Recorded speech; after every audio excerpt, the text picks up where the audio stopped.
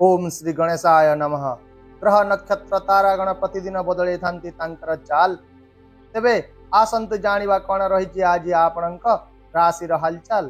नमस्कार सुप्रभात बंधुगण, आपण मानंकु समस्तंकु आपणक निजस्व चैनल ज्योतिष दर्पण रे हार्दिक स्वागत करू। आज हेउछि जून 18 2025 बुधवार, आषाढ़ मास कृष्ण पक्षर सप्तमी तिथि।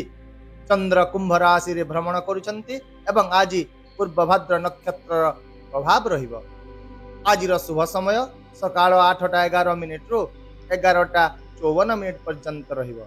यदि आपण किछि शुभ काम किंबा नूतन कार्य आरंभ करबा को चाहुचंती तबे निश्चित भाव रे एही समय को मने रखंतु। ताहेले आसंतु एबे कुंभ राशि विषय रे कथा हेबा एवं जानिबा आजि दिनटी आपणक क्यारियर चाकरी और व्यवसाय आर्थिक अवस्था स्वास्थ्य एवं आपणक परिवार और प्रेम जीवन दृष्टि किपरि रहिबो। ता सहित शेष रे मु आपणक निश्चित भाव रे किछि प्रभावशाली प्रतिकार विषय रे मध्य कहिबी, जहाकु जदि आपण श्रद्धा सहकारे पालन करिवे निश्चय सुफल पाइबे। तेणु भिडियोटी को स्किप करंतु नाही, शेष पर्यंत निश्चय देखंतु। सर्वप्रथमे आसंतु जानिबा क्यारियर चाकरी व्यवसाय एवं अध्ययन विषय रे। कार्यक्षेत्र दृष्टि आज एक भल दिन हेबो। जो माने चाकरी करूछंती सेमानंकु ऑफिस रे प्रशंसा मिलिबो एवं किछि लोकंकु विदेश रु साक्षात्कार किंबा क्यारियर संबंधी प्रस्ताव मध्य मिलि पारे। यदि आपण व्यवसाय करंती तेबे आपणंकु ग्राहकंक ठारू भल रेस्पॉन्ड मिलिबो एवं नूतन लाभर संभावना मध्य रहिछि। किंतु ध्यान दियंतु किछि असंपूर्ण काम समाप्त करिवा पई आज आपणंकु टिके अधिक खर्च करिवा को पड़िबो। अर्थात काम सरी जीवो किंतु पॉकेट मध्य टिके खाली होई पारे। एहा छडा जदि आपण आज कोनोसी नूतन काम आरंभ करबा को चाहुचंती तेबे समय अनुकूल रहिबो। केवल कोनोसी ज्ञानी व्यक्ति ठारू परामर्श नियंतु। जो माने छात्र किंबा प्रतियोगिता पाई प्रस्तुत हेउचंती सेमानंक पाई आज दिनटी प्रेरणा रे परिपूर्ण रहिबो। एबे आसंतु आर्थिक अवस्था एवं निवेश विषय रे आलोचना करिबा। आज आपण टंका दृष्टि किछि भल सुयोग पाइबे। जो माने दीर्घ समय धरि निवेश योजना पाई अपेक्षा करिथिले सेमाने आज किछि सकारात्मक खबर पाइबे।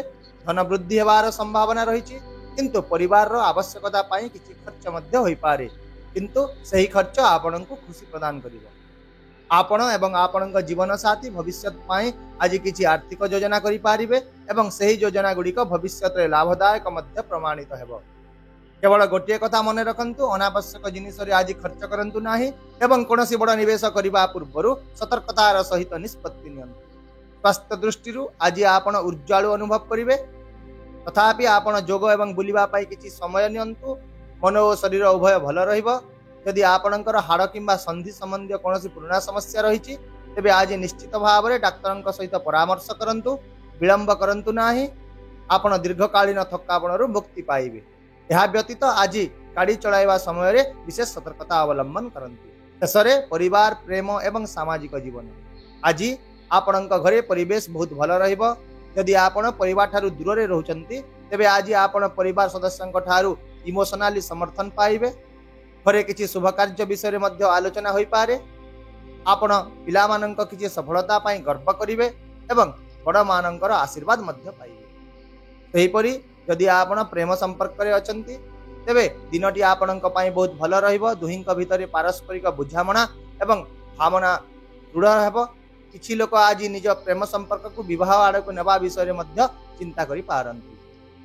यदि विवाहित तेबे आपणको आज निज जीवन साथी पूर्ण समर्थन एवं सहयोग मिलिबो। किंतु गोटिए कथा मने रखंतु जे आज तांको आपण निर्देश देबा को चेष्टा करंतु नाही।